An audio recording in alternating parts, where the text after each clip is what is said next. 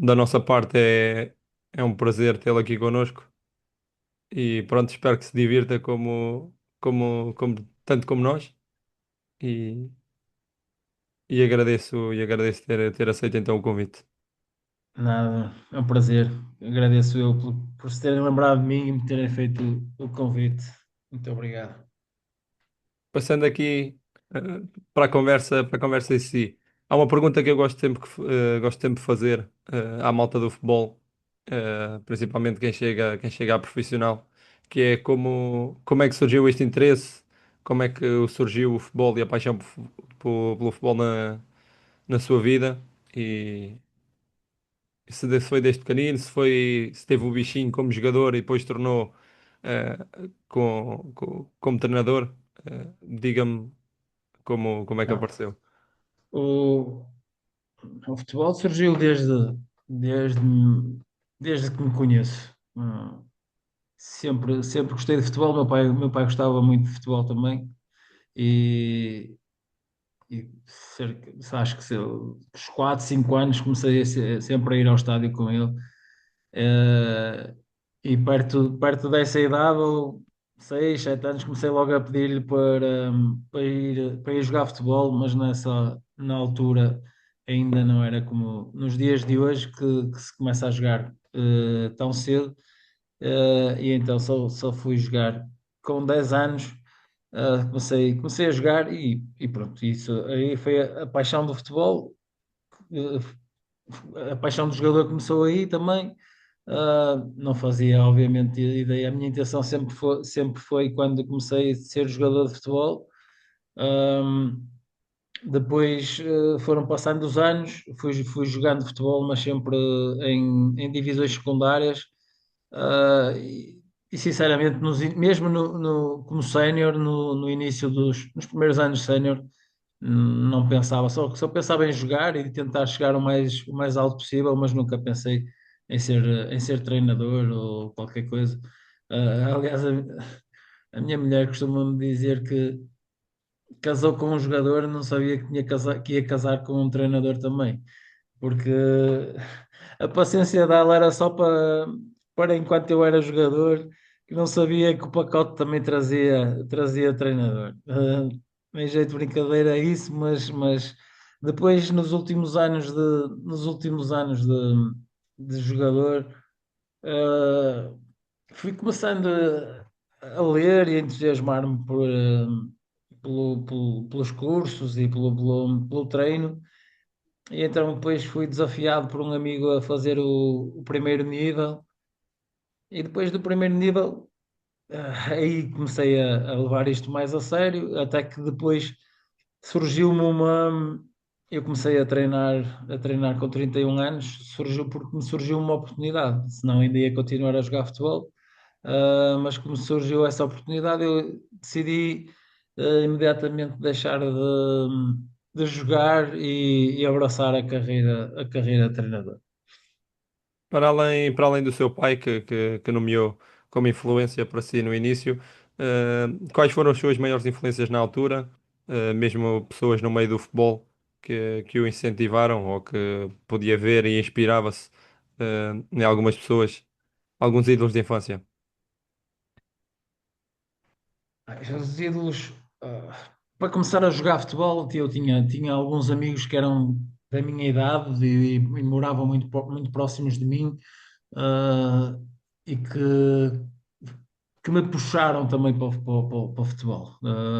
O facto de eles já jogarem fez com que eu quisesse acompanhá-los e foi assim que fui puxado. Depois, na infância, obviamente que os nossos ídolos estão sempre mais relacionados com a equipa que nós apoiamos na infância.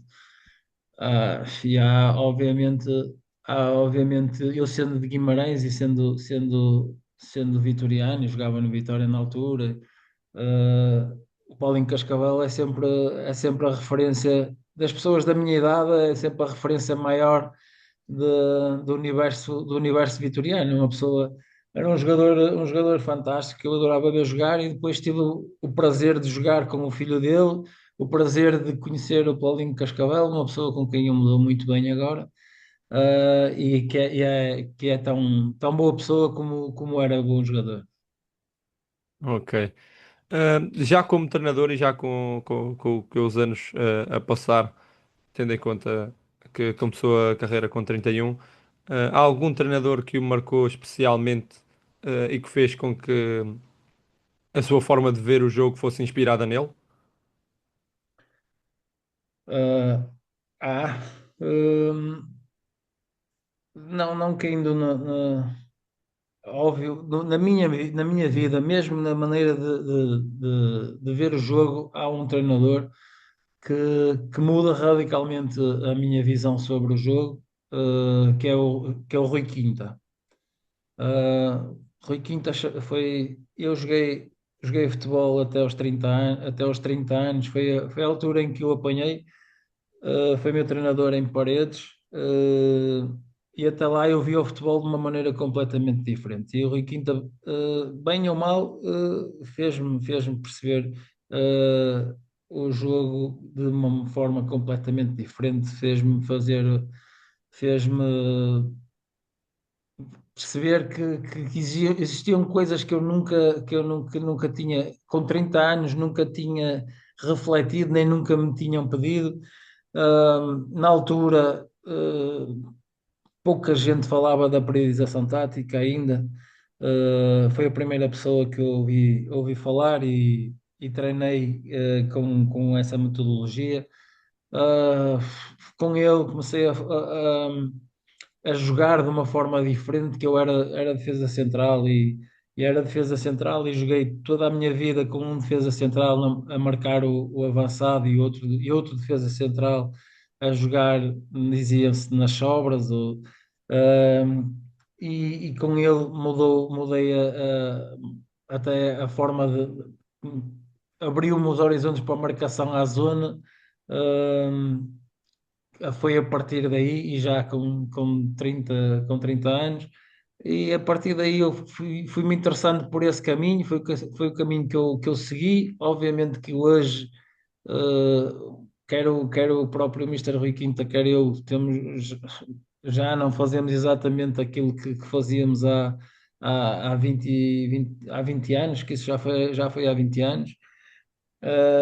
Mas foi claramente a pessoa com quem que mais me marcou na mudança da visão do jogo. E depois disso, outro treinador que não sendo o Guardiola e o José Mourinho, que obviamente depois influenciaram de toda a gente pelos livros e pelos jogos, pela observação que fazemos a esses treinadores, mas outro treinador que obviamente também teve uma influência enorme naquilo que eu sou hoje e nas ideias que tenho hoje é o Vítor Campelos, com quem eu treino, com quem eu trabalhei, ou com quem eu tive o prazer de trabalhar durante 9 anos e aprender muito.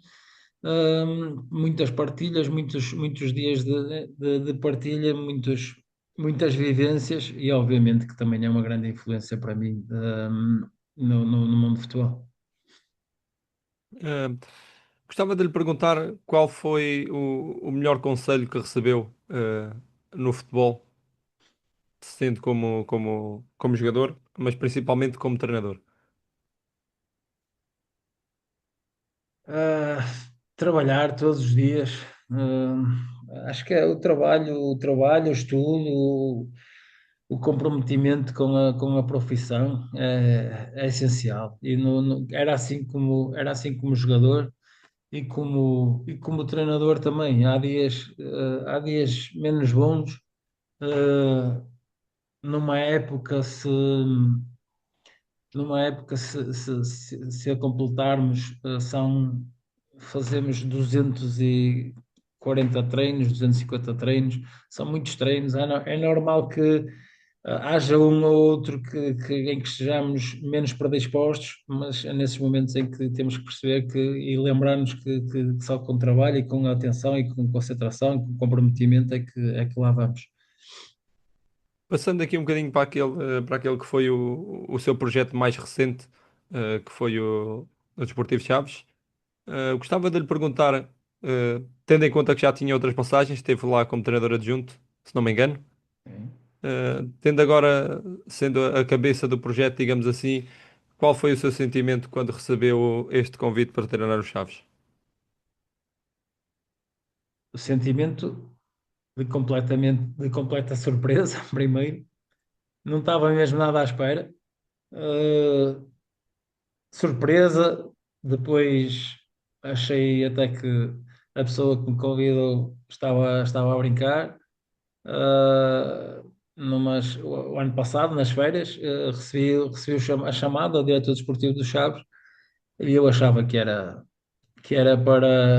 para aquilo que é mais normal nesta altura do ano, que é perguntar alguma coisa sobre algum jogador que possa ter passado por nós, algumas que nós, sendo amigos, partilhamos todos uns com os outros, e eu achava que era mais uma dessas chamadas normais de defesa. Não foi, foi um convite para assumir o comando técnico do Desportivo de Chaves. Deixou-me claramente muito surpreso, muito indeciso, porque eu estava muito estável fazendo parte da equipa do Vítor Campelos. Foi uma decisão que me custou muito, muito, muito a tomar, mas tomei-a e e não me arrependo. Eu gosto de perguntar isto, principalmente eh, a pessoas do patamar como o Marco, eh, tendo em conta que o clube de Chaves tem uma massa adepta é muito carismática. Gostava de lhe perguntar, se sente ou se sentiu ou não, essa pressão positiva, digamos assim, no início do projeto. Há sempre uma pressão, e no início sente-se isso, sente-se que estamos a representar uma região grande, uma região importante, e depois, os clubes, quanto maiores são, a minha, enquanto treinador principal, eu tinha treinado clubes menores, de menor dimensão, na antiga terceira divisão, clubes com menos, com massas associativas também aguerridas, mas em muito menor número.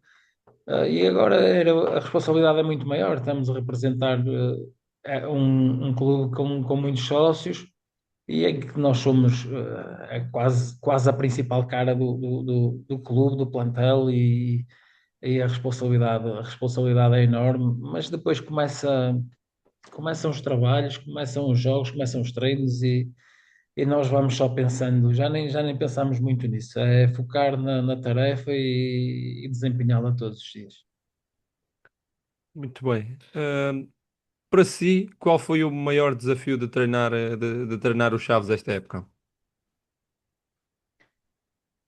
Foi mesmo essa responsabilidade, estar à altura da responsabilidade.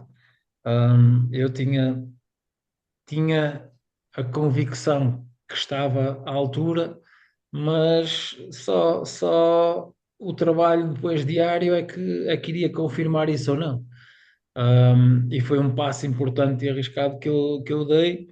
Um, Porque como disse, já tinha estado noutros clubes, mas de menor dimensão, e nunca tinha treinado num clube, nunca tinha sido o treinador principal de um clube profissional. E a dúvida era se estava à altura se tinha capacidade para dar conta do recado ou não. Eu achava que sim. Felizmente, penso que correu muito bem. Dei conta do recado e estou aí para novas lutas. Quais são as melhores memórias, que guarda desta passagem, pelos Chaves? O dia a dia, o contacto com os jogadores, o contacto com as pessoas, as poucas pessoas que trabalham na estrutura dos Chaves, que não é muito grande, mas é gente do melhor que há. E o dia a dia em Chaves era fantástico. Nunca. nunca custava ir trabalhar. Entrava-se naquela porta e era sempre, ah, tirando os dias pós-derrota, esses eram mais complicados, mas de resto era sempre boa disposição e isso faz com que se trabalhe sempre melhor. Houve algum jogo, esta época que recordo com especial carinho? Um jogo esta época. hum, há um jogo que é impossível de, de não referir. Acho que há dois, pronto. É a primeira vitória que conseguimos. Começámos muito mal o campeonato. Tivemos um mês de agosto com variedíssimas lesões e começámos nas quatro primeiras jornadas fizemos 2 pontos, longe daquilo que gostaríamos de ter feito. E a primeira vitória foi só a quinta jornada em Felgueiras. Acho que é um jogo que fica marcado para toda a época, por ser a primeira vitória. E depois posso pensar assim muito rápido um jogo em casa contra o Académico de Viseu, que acho que não há jogos perfeitos, mas esse acho que foi o que esteve mais próximo. Tivemos muito bem. No momento importante para nós, na viragem do campeonato, o momento em que nós estávamos claramente a lutar pela subida da divisão e fizemos um excelente jogo e também é um dos que fica na memória. Tendo em conta que o Chaves, e o Marco fecham época em sétimo lugar, se não me engano, gostava de lhe perguntar o porquê desta separação do Marco com o Chaves, se for possível responder da sua parte, como é óbvio, e de que forma é que vai olhar agora para o seu futuro, daqui adiante. Nós acabámos em sétimo. Acho que a classificação não foi justa com o trabalho que nós fizemos. Uh, nas últimas jornadas perdemos alguns pontos que não perderíamos noutra situação em que não fosse obrigatório mesmo ganhar. Provavelmente conseguiríamos fazer mais pontos e não acabaríamos em sétimo, acabaríamos em quinto ou quarto, e acho que seria mais condizente com aquilo que nós fizemos durante toda a época, porque acho que fomos, tirando aquele início que já referi. Acho que fomos a equipa que estivemos sempre mais próximo de lutar com os três que conseguiram garantir os 3 lugares, os dois de subida direta e o do play-off. Fomos a equipa que tivemos sempre mais entre eles, às vezes até acima deles. E acho que o nosso campeonato foi bem melhor do que o sétimo lugar final. Ah, Depois, o meu contrato era de um ano. Terminou agora estes dias. A decisão partiu a direção decidiu não renovar o contrato pelos últimos, um pouco pelo que se passou nos últimos jogos. Perdemos vários pontos nos últimos jogos. E eu acho que, não acusando, porque acho que criou-se um ambiente em redor da direção e mesmo da equipa técnica por parte dos adeptos, que não era benéfico e poderia não ser benéfico para a época seguinte, porque eu acho que nós fomos capazes, com o nosso trabalho, de criar uma expectativa tão grande nos adeptos que acharam que ia ser possível subir divisão, que era algo que não era uma obrigação nossa, não era algo para o qual nós nos propuséssemos de maneira de que ou subimos, só há essa possibilidade. Não. Nós sempre pensámos em andar a meio, sempre acima do meio da tabela, e depois na parte final tentar a subida de divisão. Foi isso que nós fizemos. Andamos sempre, não a meio, mas sempre nos lugares cimeiros. E depois criámos essa ilusão, que não conseguimos, infelizmente, corresponder na parte final. O Alverca, o Tondela e o Vizela foram melhores nessa parte final e temos que aceitar e dar-lhes os parabéns, mas acho que foi por isso, é essa a justificação pela qual eu não continuei a achar. Como é que o Marco olha agora para o seu futuro? Se já tem, acredito que sim, projetos onde tenha sido convidado, como é que vai olhar agora para o seu futuro e, e que A projetos é que futuro pretende encarar?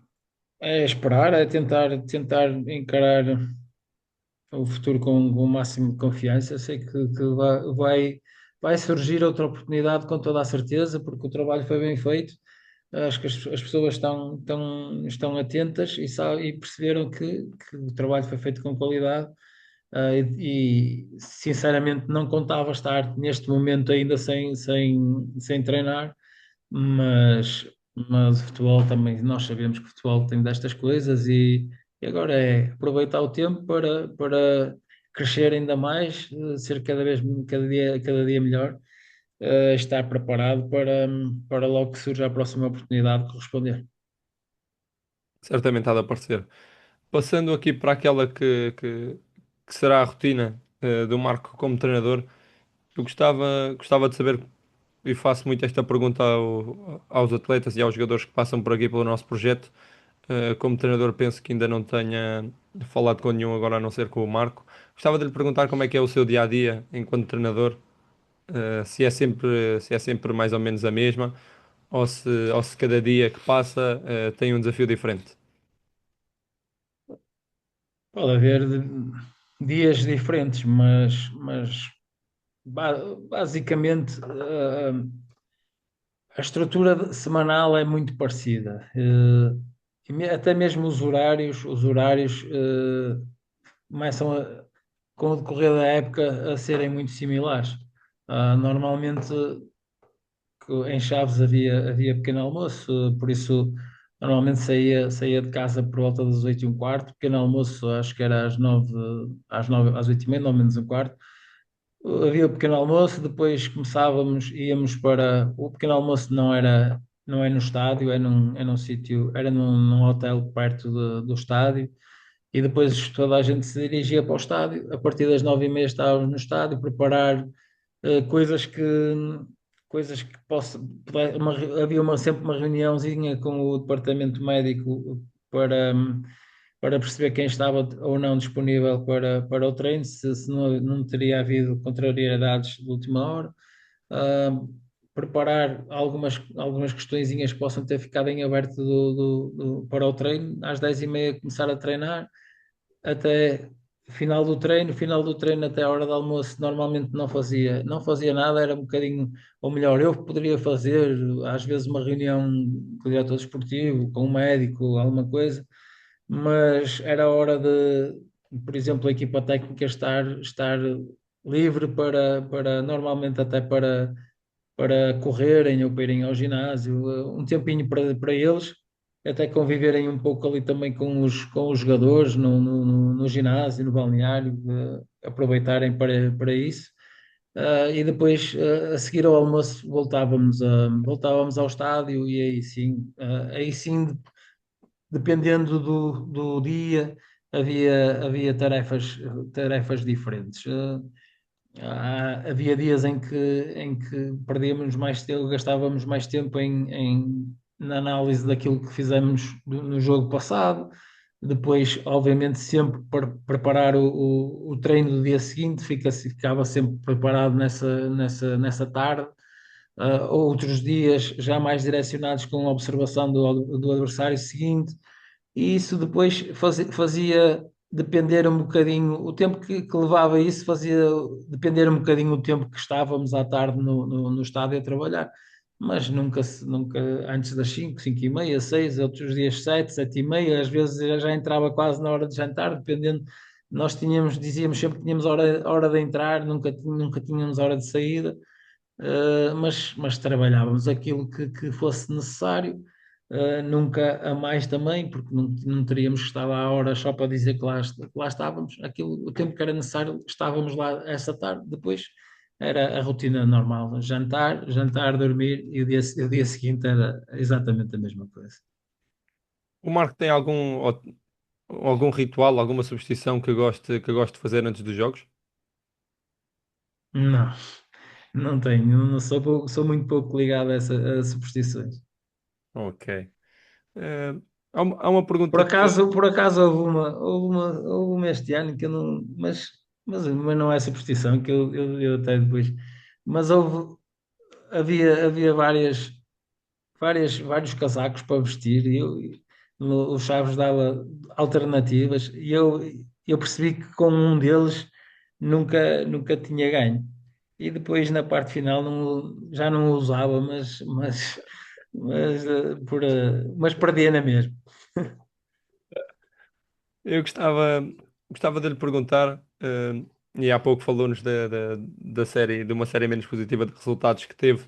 Como é que se gera um balneário, nestes momentos difíceis, nestas séries de jogos onde os resultados não são positivos como se espera e como trabalham para os atingir? É o mais complicado, sem dúvida. Isto, nas vitórias está tudo bem. Nas vitórias anda toda a gente contente, nas vitórias toda toda a gente é bom, os jogadores são bons, o departamento médico é bom, o treinador é bom, toda a gente faz bem o seu trabalho. Nos momentos menos bons é que é mais difícil de gerir e é tentar fazer perceber toda a gente, quer os jogadores, quer o restante staff, que o caminho tem sobressaltos e que não vamos poder ganhar sempre. O mais importante é saber por onde é o caminho, ter, ter, ter isso bem definido para que não andemos ao sabor do vento, neste caso ao sabor dos resultados. Há muitas vezes que nós jogamos até, fazemos as coisas bem e não conseguimos a vitória. E outras vezes acontece o contrário, acontece que nós só fizemos as neiras opa, e por este motivo ou aquele nós até conseguimos ganhar. E se não tivermos até a frieza nessas alturas de achar que não está que não está tudo bem e que há muita coisa que ainda temos que melhorar, estamos muito próximos da derrota. Mas essencialmente é fazer acreditar os jogadores que do caminho, mas não é fácil, não é fácil. Os primeiros dias não é fácil para os jogadores, não é fácil para a equipa técnica, não é fácil conseguir ultrapassar a derrota, conseguir virar o disco, é complicado. Então, se o treino seguinte for logo a seguir ao jogo, no dia seguinte ao jogo, é um ambiente que é difícil de reverter e andamos ali uns dias até que a derrota não é esqueça, porque não esquece, mas se amenize e foquemos, direcionemos todas as nossas forças para o jogo seguinte, ainda custa um bocadinho. O Marco tem alguma frase, eh, ou alguma filosofia que o acompanhe no futebol? Olha, este ano adotamos uma frase, depois até para o plantel. Um, um bocadinho também de encontro àquilo que eu disse antes, de ser difícil todos os dias estar com o máximo de concentração, o máximo de motivação, e ser difícil e quando isso acontece termos que ser uns para os outros e ser uns para os outros, uns a motivar os outros. Um, eu vi há montes de vídeos no YouTube que vou vendo de variedíssimas personalidades, e mesmo já achado com o decorrer desta época, deparei-me com um vídeo de uma pessoa que depois tive até o prazer de conhecer, ou que já tinha estado com ele, mas não durante muito tempo, e agora tive o prazer de conhecer. É uma pessoa que eu admiro muito e dos maiores treinadores de desportivos do mundo, que é o nosso selecionador nacional de futsal, o Jorge Brás, que numa palestra que eu encontrei no YouTube, dizia que a equipa dele tinha que estudar para 20. Se quisesse, se quisesse estudar para 16, se quisesse estudar para 15, para 14, ir ao treino de vez em quando e de vez em quando fazer de conta que treinava e chegava para estudar para um 15, para um 14, mas as equipas dele tinham que querer estudar para 20. E eu achei isso fantástico e adotei e falei e transmiti mesmo essa frase aos nossos acompanhou-nos até os dias de hoje, até ao final. Olha, não sei se dá para ver. Aqui diz hashtag Dá para vir. estudar para 20. Adotei mesmo nos meus blogs. Foi uma frase que me marcou e que eu acho que vai ficar comigo naqueles momentos em que, principalmente quando ganhamos sempre, e já achamos que somos alguém, a refletir e perceber que tem que se estudar para 20 todos os dias. Exatamente.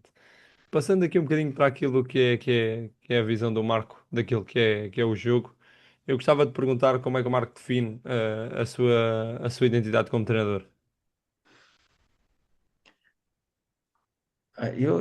Eu acho que essa pergunta toda a gente responde a mesma coisa, mas depois eu sinceramente acho que toda a gente quer ter bola, toda a gente quer pressionar alto, toda a gente quer roubar a bola o mais rápido possível, toda a gente quer ser jogar o mais bonito possível, mas depois quando chega a hora H e chega às vezes a apertar e já não é bem assim.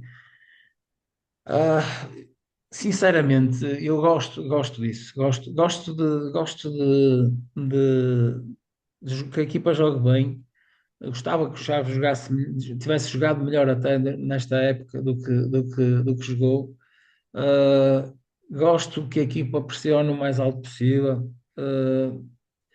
Não me sinto nada confortável e é algo que eu tenho é algo que eu acho que tenho que trabalhar e tenho que corrigir em mim. Não me sinto nada confortável em ver a minha equipa sem bola. Hum, não sei se é falta de confiança, mas eu prefiro muito mais ter a bola do que estar sem ela.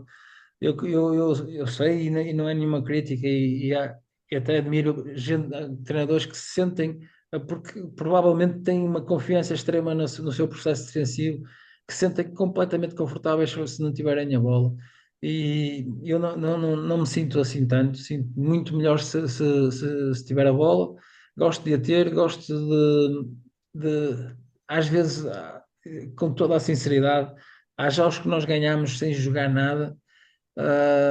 E eu não vou dizer também que não fico satisfeito por ganhar, fico obviamente satisfeito, que esse é o objetivo do jogo, mas fico sempre com a pulga atrás da orelha, porque sinto sempre que se ganharmos e não fizermos as coisas bem, estamos muito mais próximos de não voltar a ganhar. E eu gosto de jogar bem, o melhor possível. Às vezes não é possível, porque também temos outro adversário, isso as pessoas esquecem isso muitas vezes. Há um adversário que também quer a mesma coisa que nós e às vezes é mais forte que nós. O Marco tem algum modelo de jogo pré-definido, um modelo de jogo que o acompanha ou que eu tenho acompanhado ao longo dos Modelo, anos? sistema, estrutura, é isso que está. Sim. Exatamente, exatamente. Ah, Normalmente, ao longo dos anos, no meu início de carreira, era, era quase o 4-4-2 rigoroso e não molava e não fazia qualquer adaptação. E era a identidade da minha equipa e o que interessava era isso e mais nada. Isso já há 20 anos atrás. Agora, depois, e jogava quase sempre em 4, defendia 4-4-2, atacava 4-4-2, sempre.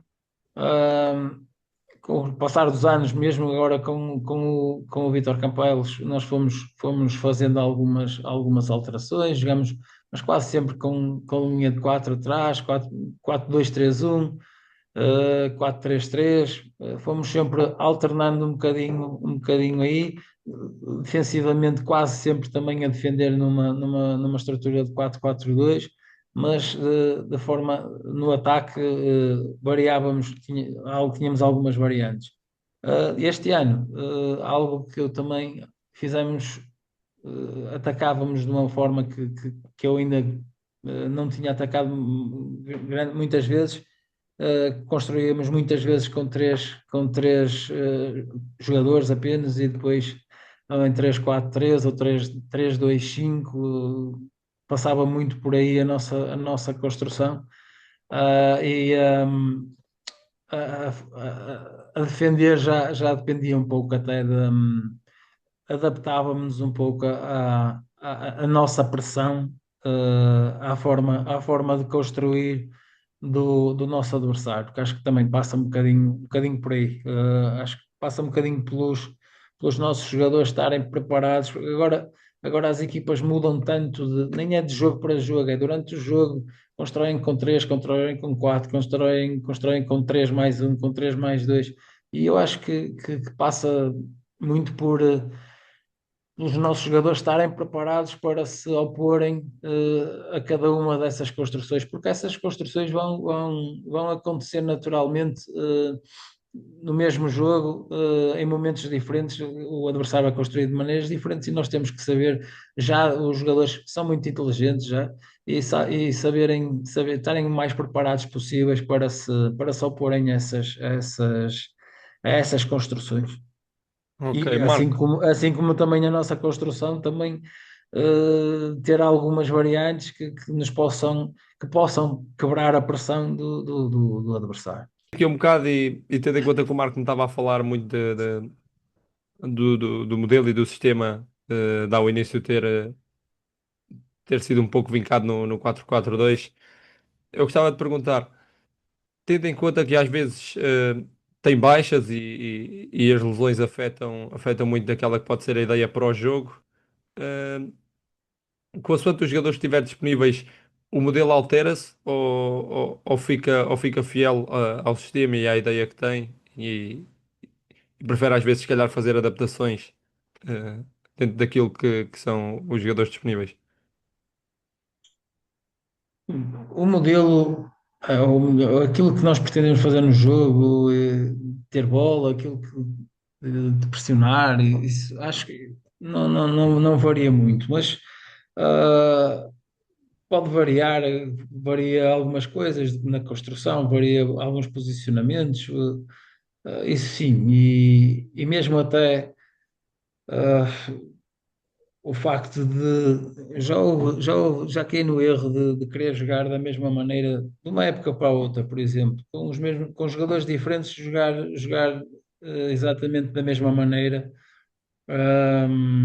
E não resulta, há sempre ligeiras nuances que temos que, que- que ter em conta. E sim, e isso os jogadores acho que são importantíssimos nisso. As características dos jogadores, nós devemos se tivermos são muito poucos os privilegiados que conseguem adquirir ou contratar os jogadores que pretendem, exatamente com as características que pretendem, para a posição que pretendem, a fazer isto. São muito poucos. E os restantes têm sempre que. Também faz parte da nossa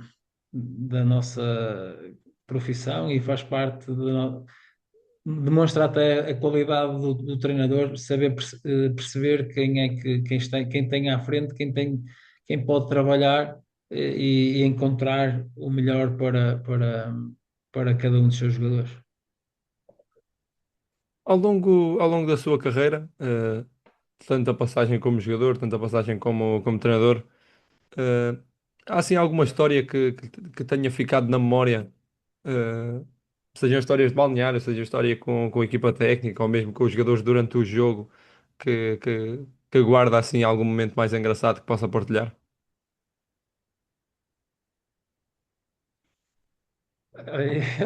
Bem-me à memória, nem é dos últimos anos, nem é. Acho que bem-me à memória nos meus primeiros anos de treinador. Ahm, isso, na palestra, na reunião que tivemos no primeiro dia da semana, estávamos a falar do jogo anterior. E nós ganhámos esse jogo por acaso ganhámos. E estávamos a falar e tal, não sei o quê, e depois e falámos, e depois quando ficámos com -1, conseguimos, imagina, conseguimos ajustar bem e fizemos isto e tal, tal. Depois, no final da reunião, apanhei um dos jogadores que estava a jogar a dizer ao outro: "Pá, nós ficámos. Quem é que foi expulso no nosso jogo? Nós ficámos com -1. Eu não dei por ela. E o gajo jogou o jogo todo, não deu por ela que estávamos com -1. Isso até é bom sinal, não é? É sinal que as coisas até estavam controladas.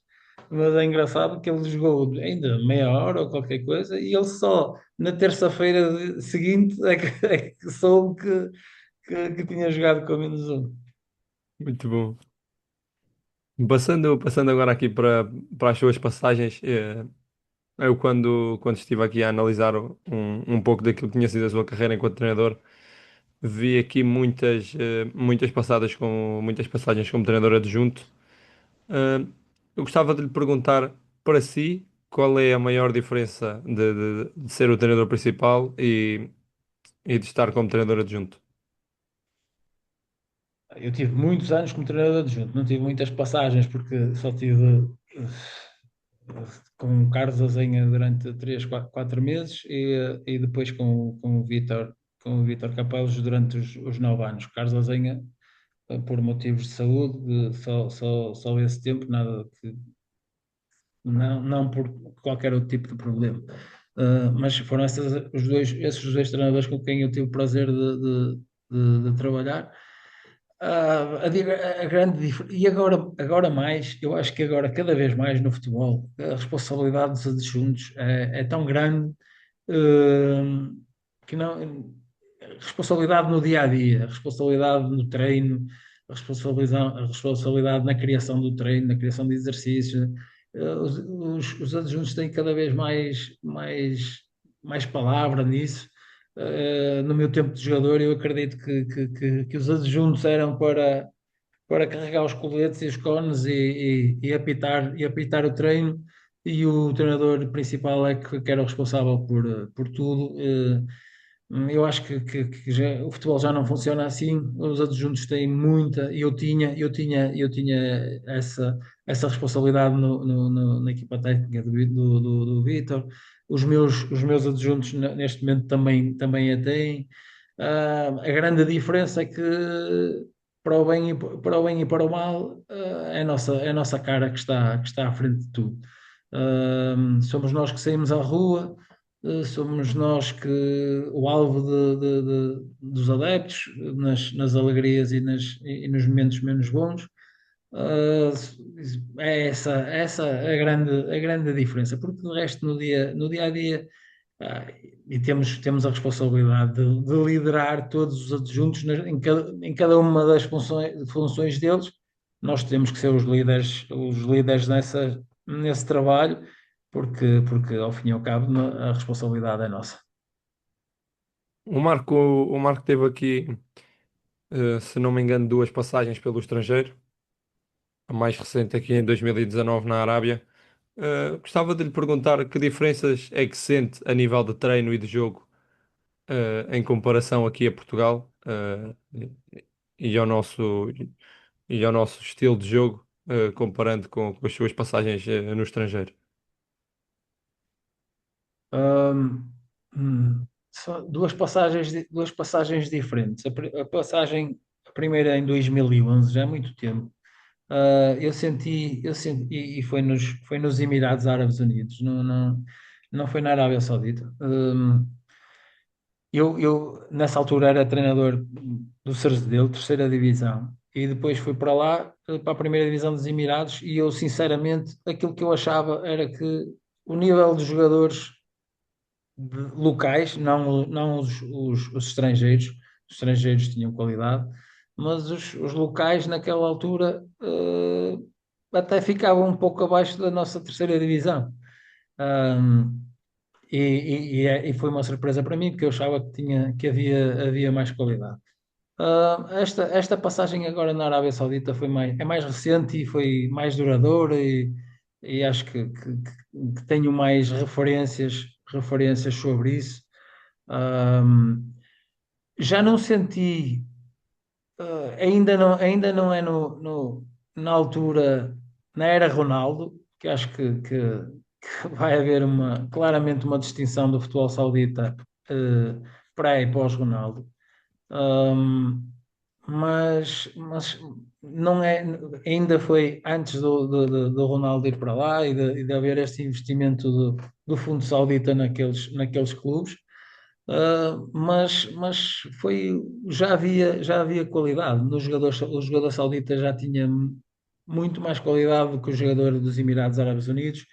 Não senti aquilo que eu ia preparado para uma desorganização muito grande em termos de staff e uma rejeição até muito grande dos jogadores para o treino e com pouco respeito pelas regras. E eu não senti isso. Não senti, pode ter sido sorte nossa ou mérito até nosso no nosso clube, porque também o nosso clube tinha sido treinado anteriormente pelo José Gomes e pelo Pedro Emanuel e pelo Paulo Sérgio, três treinadores portugueses e que provavelmente já teriam incutido as suas regras nesse mesmo clube e as coisas funcionavam bem. Podemos ter tirado partido disso também, com toda a certeza. Hum, não senti sim aquela desorganização que toda a gente falava e eu achava que ia encontrar. Depois tem as situações culturais que também facilmente se ultrapassavam. Quase todos os treinos, os jogos não, porque os jogos já são marcados em função das rezas deles e o intervalo e o início do jogo já está ali tudo para não ter que ser interrompido. Hum, mas os treinos, havia ali, o capitão só fazia um gesto, nós já sabíamos que era, e tocava, havia um som que estava nas mesquitas, que toda a gente ouvia. O capitão só levantava o braço e nós já sabíamos que tínhamos que parar ali, fazer silêncio ali durante 30 segundos ou um minuto. Ele voltava a levantar, tipo, já se pode. E continuava o treino normalmente, sem qualquer problema. Bom, depois no dia a dia, obviamente que apesar da cidade onde eu estava ser uma cidade grande, mas é culturalmente muito diferente de Portugal, mas quem vai tem que ir com esse espírito, saber que tem que. É um bocadinho como nós dizemos dos imigrantes que vêm para o nosso país, que nós dizemos que eles têm que se adaptar à nossa cultura e nós fazíamos igual. Nós sabíamos que as regras com que nos cozíamos lá então, e cumpríamos-las, porque estávamos num país diferente e não tínhamos qualquer problema. Exatamente. Durante destas passagens como treinador adjunto, eh, a não ser o Chaves já como treinador principal, houve alguma proposta nestes últimos anos que tenha surgido e que o Marco rejeitou? Eh, Como treinador, quando era adjunto, Enquanto adjunto, sim, se teve a oportunidade, se surgiu convites houve, para assumir como treinador principal. mas em divisões mais baixas e noutros países, mas eu estava confortável, estava bem a trabalhar com o Vítor e nunca me interessaram.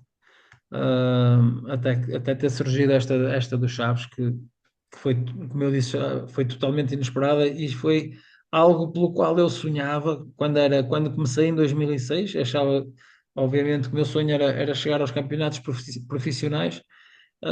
O sonho foi desvanecendo e não foi, na altura já não tinha, já achava que ia continuar na equipa técnica de Vítor Campelos até ao final, mas nunca se sabe, nunca sabemos o que nos vai acontecer amanhã e foi o caso. Esta próxima questão que preparei é um bocado curiosidade minha, e tendo o Marco chegado ao patamar profissional, gostava de lhe perguntar também a sua opinião. Eu, como adepto do futebol, vejo que em torno, seja das primeiras, seja das segundas ligas, eh, os treinadores parece que rodam muito em torno das equipas e não sinto que sejam dadas oportunidades a novos treinadores. Tentando explicar aqui um bocado melhor. Por exemplo, vi durante muitos anos, por exemplo, um Jorge Simão, vejo agora um Vasco Seabra que rodam entre muitas equipas, e não vejo, por exemplo, vi agora o caso do Ricardo Costa, que veio da Geórgia para cá, para o Feirense da segunda Liga, mas que vejo como um caso único, um caso pouco habitual aqui em Portugal, porque tendo em conta daquilo que eu analiso, eh, parece-me que as equipas apostam sempre nos mesmos treinadores. Por exemplo, eu vejo um Boa Vista que rescinde com o treinador, passado um tempo vejo um Passos de Ferreira a contratar esse treinador e a rescindir o que tinha, e se for preciso o Boa Vista a contratar esse treinador que estava no Passos de Ferreira. Parece que é um carrossel de treinadores em torno das primeiras divisões profissionais e não vejo tanto aposta em treinadores que ainda não deram esse passo, mas que sinto que têm potencial para dar. Gostava de lhe perguntar a sua opinião em relação a isso. Eu estou um bocadinho em desacordo em relação a isso, que eu acho que mudamos, o futebol português nesse aspecto mudou um bocado. Eu acho que há, sei lá, 10, 15, 20 anos atrás, acho que era bem pior. O leque de treinadores era muito menos vasto, havia muito menos treinadores. Acho que para um treinador chegar à Primeira Liga era muito difícil. Então, um treinador que não tivesse tido passado no futebol era quase impossível, era muito, muito difícil mesmo. Ah, alguém, era eu assim a tentar me recordar do nome. O José Mourinho, a verdade que apareceu, não foi grande jogador, mas esteve no futebol, o pai estava no futebol, era muito difícil alguém até só por via académica atingir a primeira liga. E eu acho que têm aparecido todos os anos têm aparecido treinadores. Falaste agora do Ricardo Costa que voltou, mas o João Nuno Fonseca vai para o Leixões, também não tinha treinado ainda ninguém em Portugal. Eu próprio, ano passado, também foi-me dada a oportunidade. O Luís, o, o, o Luís do Tondela foi-lhe dada a oportunidade ano passado, chegou também ao campeonato profissional ano passado, e este ano já está no Vitória. O Rui Borges subiu rapidamente, também eu acho que tem havido alguma rotatividade e tem dado oportunidades a mais treinadores. Acho que já não é só aquele um círculo muito curto de treinadores. Agora, concordo que ainda, pois ainda há casos que sai-se de um clube e passado 2 ou 3 dias está-se noutro e pronto, isso acho que não devia acontecer, mas já são cada vez menos, acho eu. Acho que o leque de treinadores acho que é mais vasto e têm sido dadas oportunidades a mais gente. Passando aqui a outra questão, também um pouco parecido a esta, ah, e que também me toca um pouco de curiosidade, saber a sua opinião. Eu vejo, por exemplo, aqui em Portugal, ah, geralmente há muitos treinadores, numa equipa, digamos, por exemplo, o Boa Vista este ano, se não me engano, teve 4, 5 treinadores. Ah, ou seja, gera uma instabilidade não só para o clube, mas para os atletas, para os próprios treinadores, em não ter tempo para passar as ideias e o projeto. Gostava de lhe perguntar a sua opinião sobre isso, se concorda, se discorda, também tendo em conta que os clubes têm objetivos, como é óbvio. mas se esta instabilidade não provoca ainda mais a queda dos objetivos e dos clubes.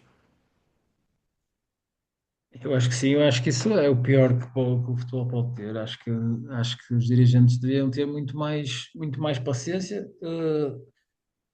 serem responsabilizados. Então, se um dirigente escolhe um treinador em julho, em setembro esse treinador já não presta, e o treinador vai embora, e esse dirigente que foi incompetente, não é?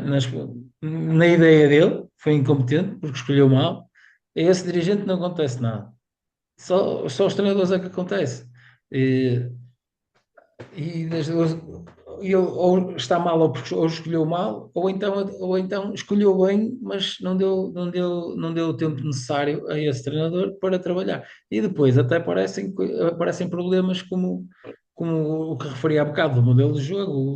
O treinador pode querer jogar muito bem e tal, mas depois chega a uma altura que sabe que até o ambiente dentro do próprio clube, que as coisas estão a piorar e tal, e sabe que está mais uma derrota, menos mais um empate pode custar-lhe o emprego, e tentam agarrar-se aos resultados de outras maneiras. E às vezes até mesmo para o antijogo, para o mau futebol que as pessoas tanto criticam que acontece, às vezes os treinadores são os menos culpados porque sabem que vai, eu estou a ganhar a 15 minutos do fim e esta vitória, estou um bocado com a corda no pescoço. Eu sei que esta vitória vai ser muito importante para mim, às tantas, e agarram-se, porque senão, não, vamos jogar o jogo pelo jogo e depois sofre um golo vai ser despedido.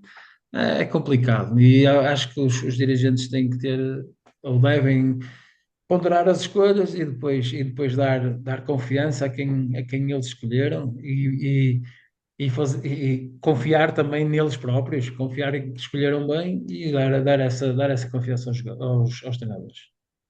Concordo plenamente. Gostava de lhe pedir um conselho, eh, que se pudesse dar aos jovens treinadores e mesmo aos treinadores que estão em divisões inferiores, que o Marco possa dar lá para casa para que depois eles ouçam e também possam adquirir. A estudar, ler, ver muito futebol, ver com olhos diferentes, porque o olho do adepto é muito diferente do olho do treinador. E se nós quisermos ver futebol como adeptos, está-nos a passar muita coisa à volta. Temos que ter essa capacidade de nos abstrairmos, deixarmos de ser, se queremos ser treinadores, deixarmos de ser adeptos, ou pronto, ou temos um clube e esse jogo vamos vê-lo como adeptos, mas depois os outros é essencial que nos questionemos, que ouçamos pessoas, ouçamos treinadores, que ouçamos. Porque nunca é perda de tempo, faz-nos sempre refletir, ou para o bem ou para o mal, ou pensar que tá certo aquilo que a pessoa está a dizer, ou não concordar, mas ter uma solução para isso. Perceber que, que é preciso muito trabalho, é muito bom ser treinador, mas que tem coisas que não é não é como as pessoas pensam que se vai para casa e desliga e não. O treinador nunca deixa de trabalhar, a toda a hora está ou a ver futebol, também há quem me diga, o teu trabalho foi uma maravilha, estás o dia todo a ver futebol, ou estás, mas não acreditem que não é fácil. Gostava de lhe perguntar, e tendo em conta que o Marco tem as suas experiências como treinador principal, como é que se prepara uma época? Como é que se define, as transferências e as lacunas que sente que o plantel tem? Se a direção e os diretores e todo o staff tenta corresponder, às necessidades que o treinador pede e apresenta, ou se muitas das vezes tem que se moldar àquilo que são as ideias também do clube e que o clube define. Eu acho que deve haver uma grande ligação entre a direção desportiva do clube e a equipa técnica. Obviamente, e há que ceder, nós treinadores temos que perceber que há uma parte financeira, há uma parte técnica, que nós não vamos ficar a vida toda nesse mesmo clube e o clube não vai deixar de existir. Imaginem que eu, como treinador, quero dispensar ou não conto com um jogador que o clube acredita muito. Eu também e que é um ativo e que o clube acha que vai fazer dinheiro com ele um dia. Eu também tenho que compreender que o lado do clube não vai mandar o jogador embora só porque este maluquinho entrou aqui e lembrou-se que o rapaz não presta e vamos mandá-lo embora. Há que perceber, mas também o perceber, os diretores perceberem e os treinadores que têm as suas ideias e que têm jogadores que são importantes para pôr as suas ideias em prática e tentar ir o mais de encontro a essas ideias. E depois haver uma conjugação dos dois, equipa técnica e direção desportiva, no melhor. Eu, por acaso, isto em Chaves correu muito bem, porque estava sempre em sintonia com o diretor esportivo e mais aqui, mais ali, não tivemos os jogadores que queríamos, obviamente, porque o clube não tinha a capacidade de outros clubes de adquirir quem queria. Chaves tem ainda por cima um inconveniente que é a geografia, o inconveniente de ser longe dos grandes centros. Um, Jogar em Passos de Ferreira ou jogar em Chaves ou jogar, eu falo em jogar, mas um médico trabalhar em Chaves ou trabalhar em Passos Ferreira, às tantas prefere trabalhar em Passos Ferreira porque está mais perto de todo do Porto, dessas grandes cidades. E para o Chaves é uma dificuldade que tem, e que eu não fazia muito, não me apercebia muito, mas depois, ao longo destes anos que lá estive, fui-me apercebendo, é esse facto. Se ganhar exatamente a mesma coisa e o jogador tiver duas possibilidades, opta por uma que está, porque a mulher também está mais perto, vai às escolas dos filhos e para isto, e para a família, e para não sei o quê, opta sempre por um sítio onde esteja mais perto. E essa é uma dificuldade com que os Chaves vive sempre. O Chaves, eu falo dos Chaves, falo do Arouca, falo do Tondela, essas equipas mais no interior que têm sempre essa dificuldade extra. Gostava que me dissesse, e agora um pouco assim mais dinâmico, o melhor 11 que já treinou, seja como adjunto, seja como treinador principal. Pronto, essa que é uma. Assim, de rápido eu vou fazer as neiras. Vou fazer as neiras como vou me esquecer de alguém. Acho que guarda-redes Paulo Vitor, João Correia, uh, o Gabriel, do Gil Vicente. Tenho que dizer o Alexandre. O Alexandre está na seleção do Brasil. Bruno Langa. Vou o Teixeira, o João Teixeira e o João Mendes e outro médio. Outro médio, melhor, o que eu achava que ia ser o melhor médio que eu ia treinar, mas depois, infelizmente, passaram por ele inúmeras lesões e passou, como costumamos dizer, ao lado de uma grande carreira. Hum, Acho que ele ainda joga no Paredes, mas treinei-o na equipa B do Vitória, José Famoa. E depois chegou à equipa A de Vitórias com o Ivo Vieira, jogava sempre, até ter tido uma lesão grave, ia ser um médio fantástico. O Musrati, nessa altura, era suplente dele, claramente. E o José foi um dos melhores jogadores que eu treinei. Por isso, meio campo, José Teixeira e o João Mendes, o Rafinha, claro. eh, o Juninho e falta-me um ala, o Wellington. Tem aqui um 11 de qualidade, o editor depois há de fazer o trabalho de casa, de Subia de colocá-lo divisão. montado. Subia a divisão, subia a divisão. Passando aqui um pouco também para fecharmos aqui a nossa conversa, E peço desculpa aos outros que posso ter esquecido. Isto é mesmo assim rápido. para fecharmos aqui um pouco a nossa conversa e para as pessoas lá de casa conhecerem o Marco como pessoa, quando não está a planear os treinos, quando não está nos jogos, quem é o Marco fora do futebol? Agora, agora quase o Marco, quase totalmente dedicado à família. Muito menos vezes dedicado aos amigos do que queria.